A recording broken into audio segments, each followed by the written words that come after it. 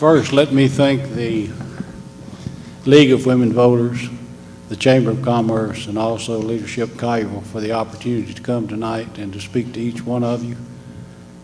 I know that this short time is not a lot of time to really see what the thoughts and so forth are as far as each candidate is concerned, but it does give you a general idea as to what the town has done, where we're going, where we've been, and I was always told if you don't know where you've been, you don't know where you're going.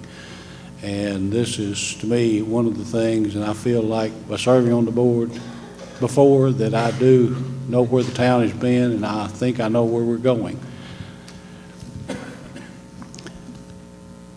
I would also like to thank my wife of 50 years, and it's good to have her here. I normally forget to introduce her, but I have Dot, my wife, with me, and I normally get criticized, and I was told tonight if I didn't, I might not make that 50 years in another month. And but anyway, it is good to appear before each one of you, and I don't know that we've done a whole lot as far as answering your questions, but I have a website, votejimmy.com. There is a lot of information on that website, and I would invite any of you to get on the website. If you don't find the answer you're looking for, I have a telephone number on there, and you will. I don't think you can say that if you don't call me. Well, I don't know that you have a problem, but if you call me, I'll try to get to you just as soon as possible. If I'm not there to answer the phone, well, one of the ladies in the office will answer the phone and call me, or either I will come on my cell and I will give you a call back. And as to close with, I would say that I would appreciate your support. And early voting starts tomorrow, and I invite each one of you to go out and vote. And it will be over with on November the 4th. And thank you, and I appreciate the opportunity. All right, thank you, Mr. Lott. We will now hear from Mr. Rowe. As I've stated before in the chamber meetings and all, that I love the Lord, I love my family, and I love Collierville, and I'd fight for any of the three of them. If I were to sit here tonight after 12 years of being your alderman and tell you that I'm going to make some changes, you would know I was lying.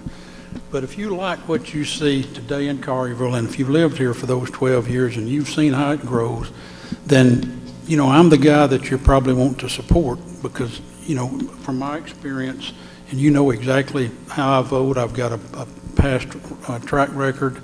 I'm going to continue to be responsive to the citizens. When I get calls, I respond that day. When I get emails, I respond that day.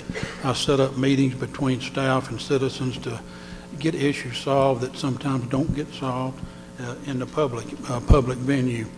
But I would appreciate your support, and please give consideration to my past experience and what you see today in Collierville. I think my 12 years, I played a large part of that.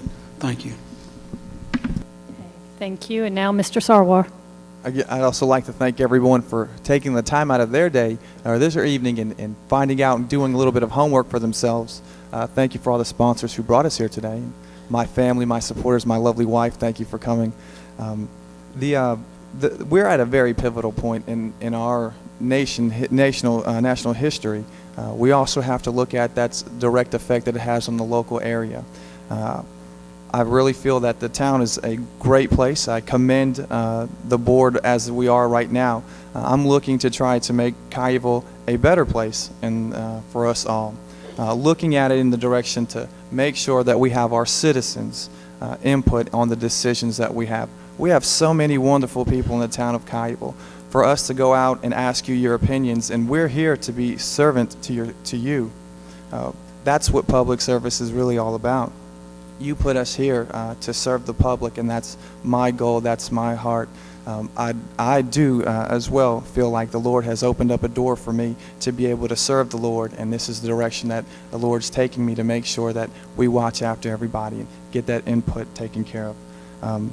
I really am appreciative of everyone coming here again tonight. I'm not running against Buddy. I'm running to be your voice. I'm running to be your representative. The opportunity where you can find me, talk to me, be able to get those problems solved quickly, and knowing that the answer is going to be right. And I thank you for your time this evening. Okay, and we will conclude with Mr. Hardeman. certainly my priority is my faith and my family. And my whole extended family here, Mimi and all the grand darlings, and we're going to Perkins, okay? I decide tonight. Okay.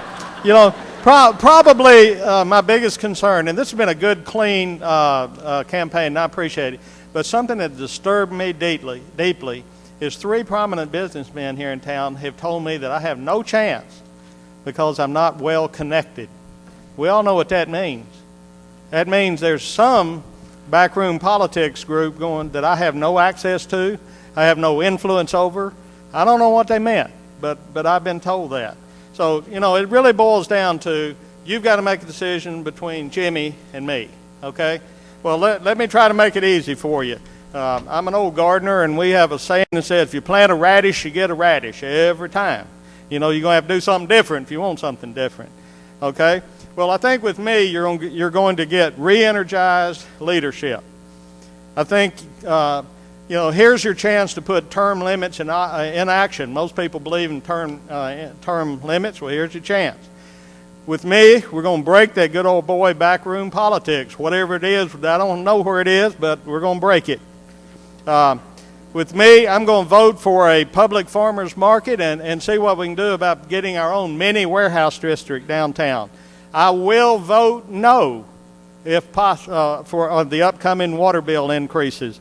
I will try to steer the town towards planning our green future. So basically, you know, if you want a radish, and if you plant a radish, you're going to get a radish. And I'm not saying anything bad about Jimmy by saying that. I'm saying we need some change. Well, a talk I gave at the Pentagon once on a big project, I was up there, said, "Speak the truth and leave quickly." Thank you.